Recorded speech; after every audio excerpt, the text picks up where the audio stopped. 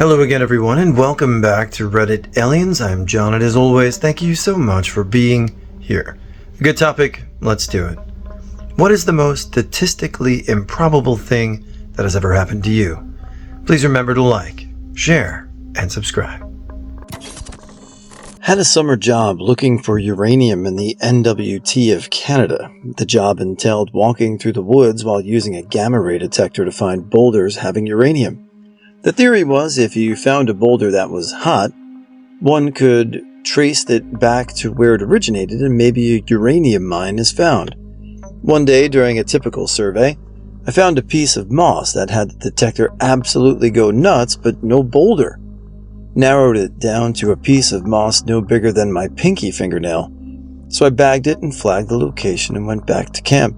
Sample was sent to Canada's Atomic Commission to find out that it was a fleck of radioactive isotope from the Russian Cosmos satellite that hit the Earth near Baker Lake, NWT, Canada in 1977. The odds of finding this, given the huge area, really was statistically improbable. I was on vacation in Buenos Aires, Argentina, and noticed a very distinctive-looking couple while eating in a restaurant. Think wild hair, tattoos, and very unique wardrobe. Thought they looked pretty cool and didn't think much of it again after that. Fast forward 7 years and I'm in Costa Coffee in Edinburgh, Scotland. Same couple is drinking coffee at the table next to me. I couldn't leave without checking. So I introduced myself, told them my story, and turns out they live in Buenos Aires and were on vacation in Scotland. 7 years and a half a world away, and we bump into each other. Crazy. I transferred within the post office to a new facility after 10 years. My first night working there, I opened a tray of mail that contained only one letter. It was a birthday card to a person with the same name as a guy who had been my best friend in college 10 years prior. I hadn't spoken to him in nearly a decade, and I remember wondering if it was the same person, somewhat common name in my area.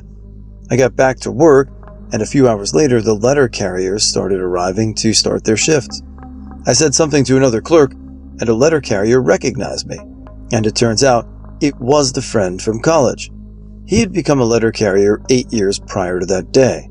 I asked if he had a birthday coming up, and he said it was his birthday that day. Back in the early 2000s, I bought something off of the equivalent of Craigslist in my country. I text messaged the seller, letting him know I was traveling to a city or more than 1 million people for work the following Tuesday, and I'd arranged to pick it up then. The seller said that was fine. On Tuesday morning, I texted the seller asking what the pickup address was so I could schedule a pickup time. They didn't get back to me all day, so after I'd finished my business, I started driving back home to my city. I was driving on the highway and had a phone call come through. I looked at the number and didn't recognize it, so I dismissed the call. After a few minutes, I realized it might be the seller, so I pulled off at the next exit and drove down a couple of streets to find somewhere quiet to park and call them back. I found a good spot, pulled over, and gave the number a call back. Sure enough, it was the seller, and they had the item with them at work ready for me to pick up. I pulled out a paper map so I could figure out where was in relation to them and did ETA. This was before Google Maps and GPS units. They gave me their address, which I found on the map. Then I looked around the car to figure out where I was. I couldn't believe it. In this city of over 1 million people with no prior information of the seller's work address, I was literally parked directly across the road from them. When I was deployed in Afghanistan, I once went to a gym on Kandahar airfield. When I walked in, I bumped into a guy I went to high school with and hadn't seen him since we graduated. While we were catching up, another guy we went to high school with walked in. We had joined at totally different times, had totally different jobs, and were in totally different units. But somehow, all three of us managed to be in the same gym at the same time on the other side of the world. I lost my driver's license on a work trip in a different state than where I was living. Moved from the address and apartment on my driver's license. 3 years later, moved back to the same apartment complex, different apartment, and in the mailroom, throwing all my junk mail in the large trash can in said room. Saw the envelope on top in the trash can, had my name on it but different address. Opened it, and it my lost driver's license from 3 years ago. Nothing else in the envelope. I'm on an ISIS kill list. Many years ago, there was some kind of hack on the interwebs, and many enlisted people had our names and addresses compiled and released on a kill list. I was informed I was on the kill list by 2 FBI agents who first came to my apartment and left a card. When I called the number on the card, they wouldn't tell me over the phone why they wanted to meet in person. I've been anxious before in my life, but I've never been, I wonder why the FBI wants to speak to me level of nervous prior to this. I was really racking my brain trying to figure out what law I had broken to get in this much trouble. I agreed to meet them at a restaurant near my job, and I brought a trusted coworker who sat nearby to keep an eye on things. It was shockingly underwhelming. It was a middle-aged guy and a younger ginger kid. They were legit agents. They told me I was on this list and not to tell anyone. I asked if anybody from the list had actually been killed, and they said no. I asked how many people were on the list, and they said over 3,000 in the U.S. on this list. Apparently this happens somewhat often, and all have to be notified in person. Drove my car off a cliff, easily 60-degree angled embankment on a gnarly logging road, and it careened 60 to 70 feet down into a gully. The car bounced between trees all the way down in a narrow alley of no trees. The roof caved in, the driver's door was crushed, the passenger side of the hood was demolished, and I didn't have a scratch. That narrow alley without trees meant none came through the windshield to impale me or crush me. It existed because a young woman had driven her van off the road the week before in the exact same spot, clearing the trees. She did not survive. I was sitting on a park bench, leaning backward, stretching and feeling the grass on the elevated land behind me. I randomly picked a plant. Person I was with, "You got a 4-leaf clover?" And I was like, oh, they must all be like that. I assumed it was some random plant cluster that all looked like 4-leaf clovers, and I was wrong. I totally blindly backwards grabbed a 4-leaf clover on a random park bench.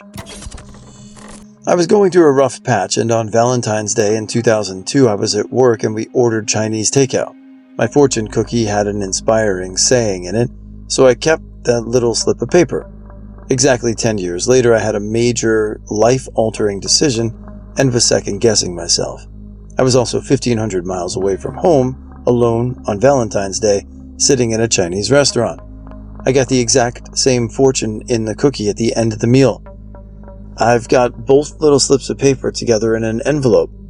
One of the more interesting things I own. In college, a couple buddies wanted to go see a $1 movie. Stop at a gas station to put a few dollars in. I was hella broke, and my buddy offered to buy me a Dr. Pepper. I looked down, half in embarrassment, half in pondering, and I saw a $50 bill laying in a box of candy bars.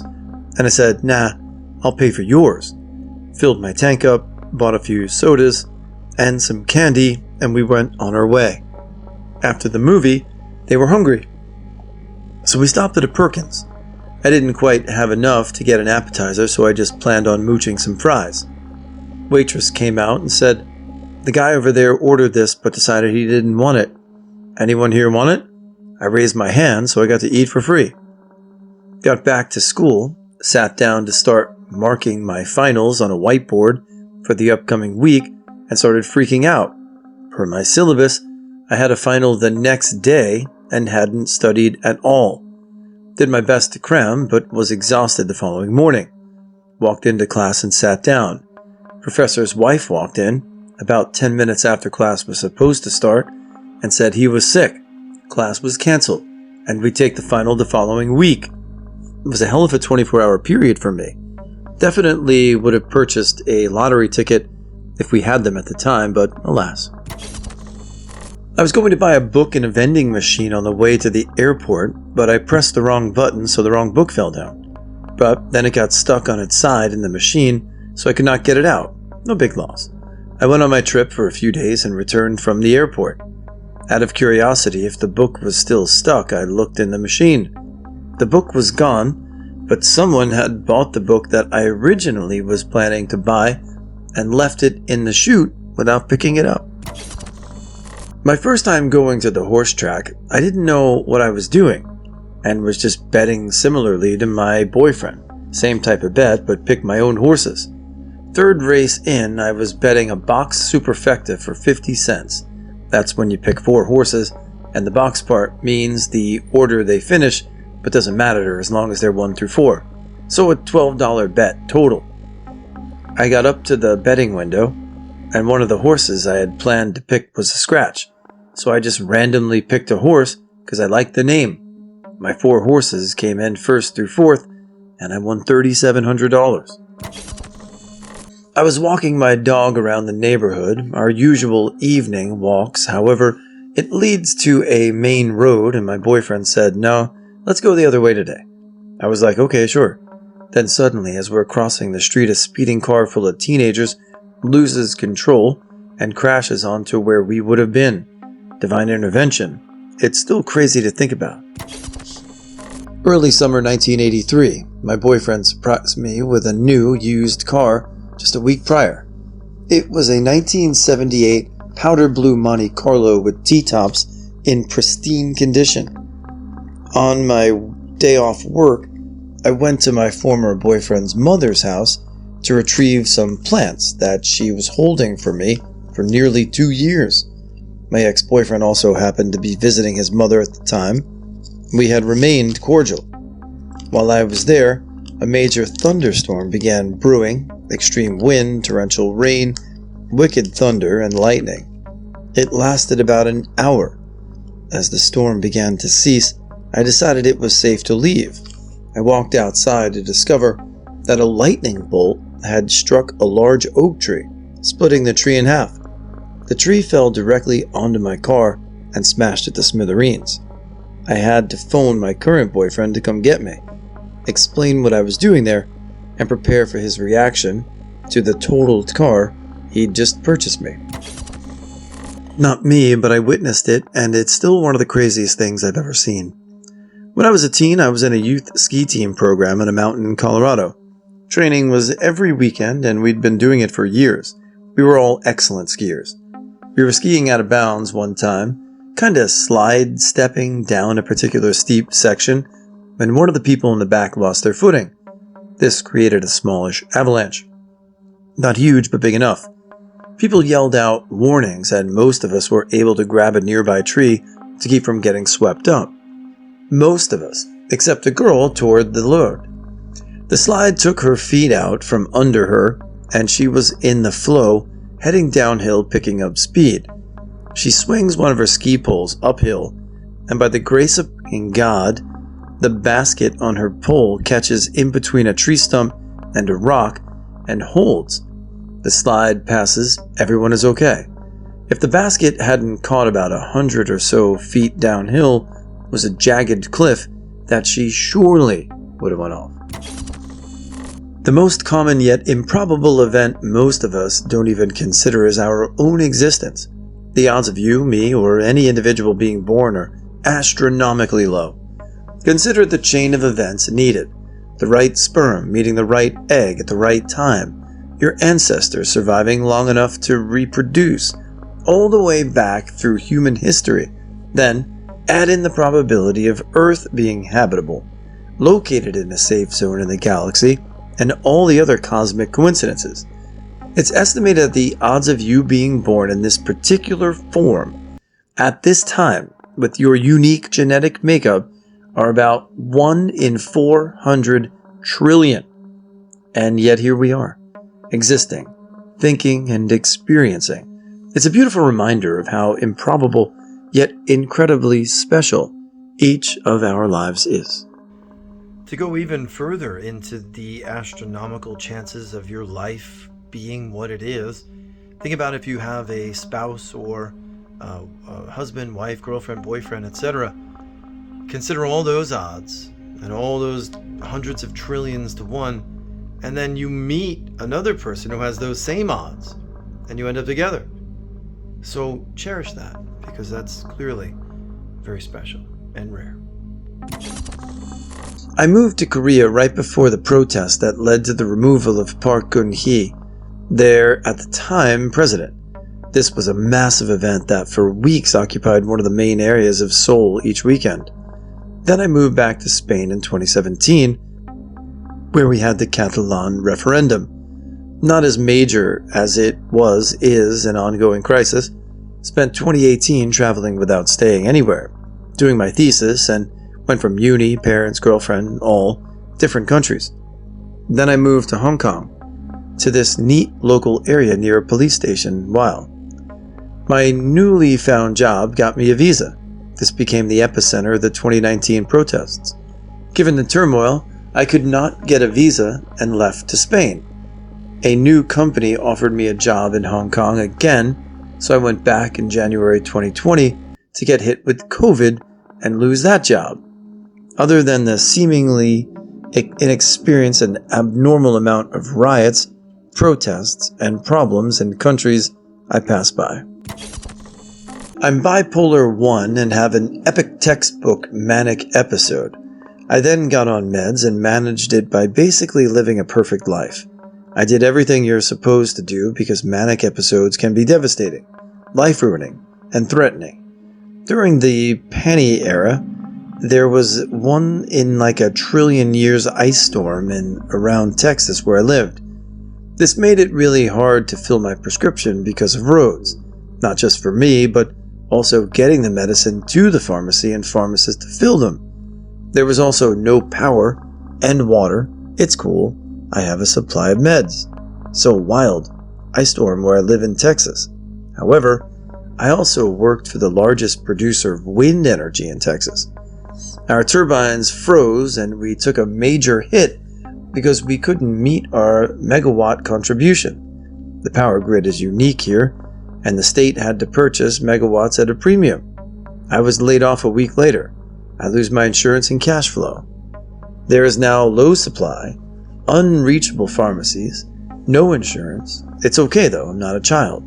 I have an emergency fund and this is an emergency, plus unemployment. It just seems unlikely that I'd live in Texas during an ice storm and work for the company that was most negatively impacted by the ice storm because of our unique power grid and be chosen to get laid off because of it. I started tapering to save my supply so I could wait and just pay out of pocket. Then I got spicy Delta COVID and could not even leave my bed. I literally was so exhausted from moving from the bed to the shower that I'd pass out. I know some can relate. COVID impacted us all different. Of course, I was ultra healthy, but I'm just one of those people whose body wasn't set up for COVID. Most marathon running 30-year-olds were fine, just not me.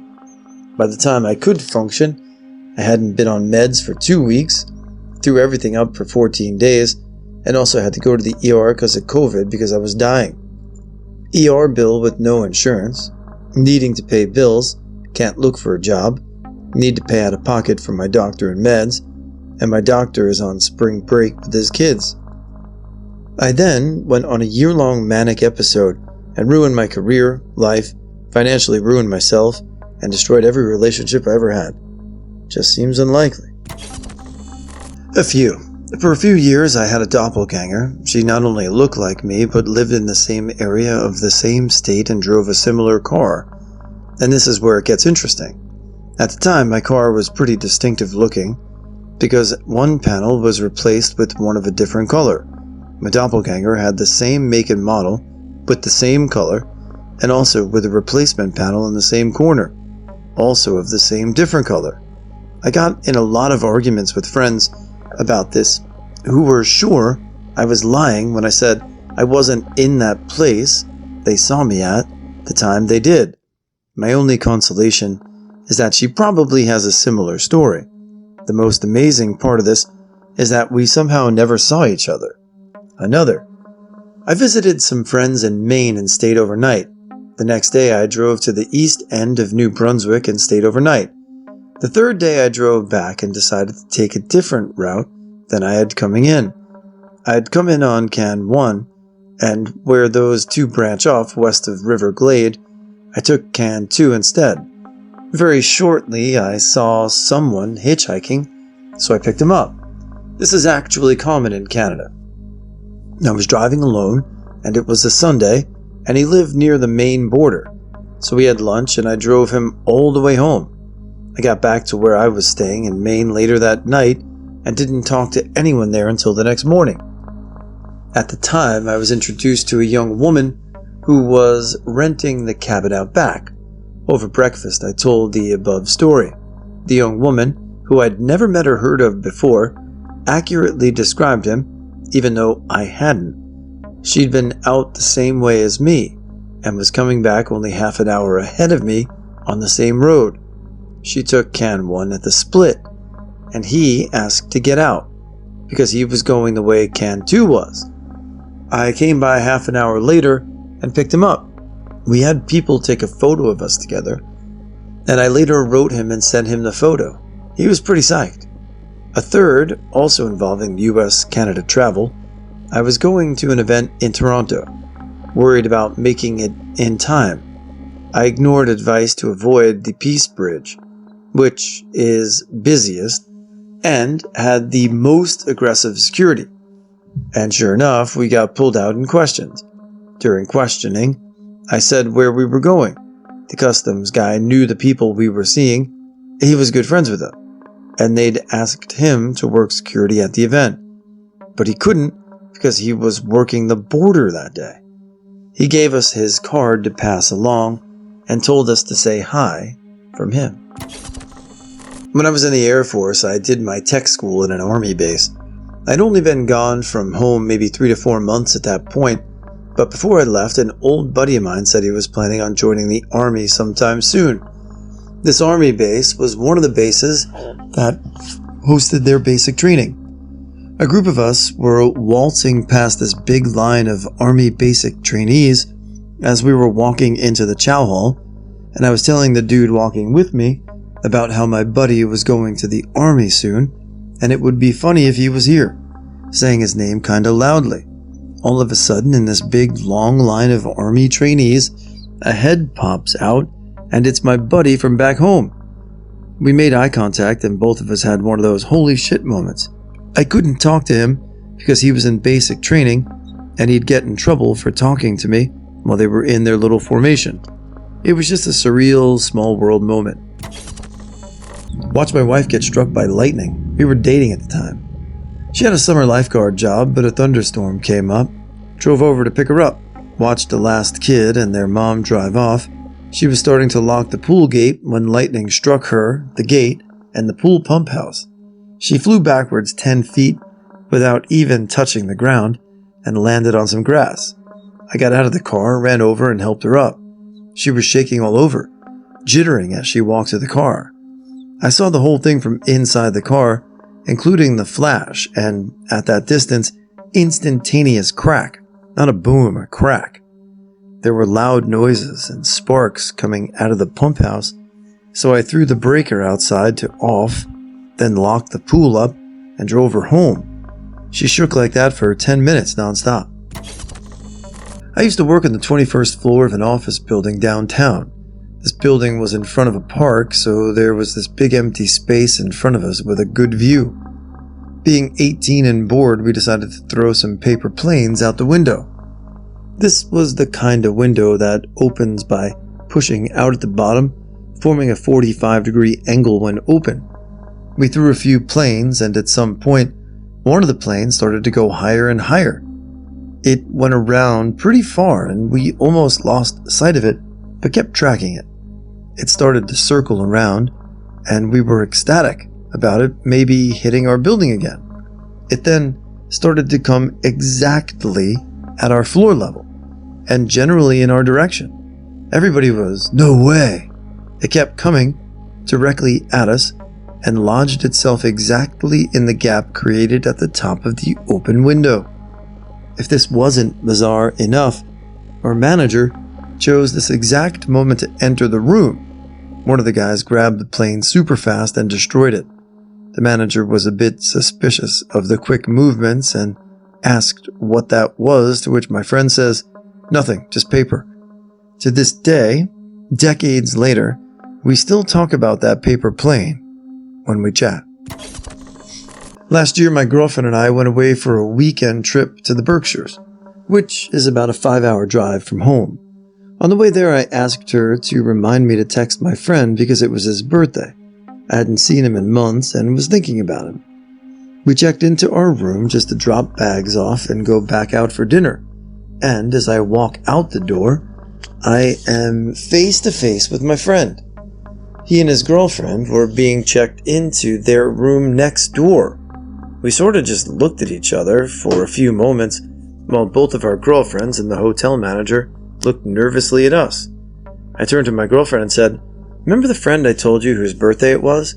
And we all laughed in amazement and talked briefly and said we would meet later to hang out. But we were all pretty dumbfounded and shocked at the coincidence.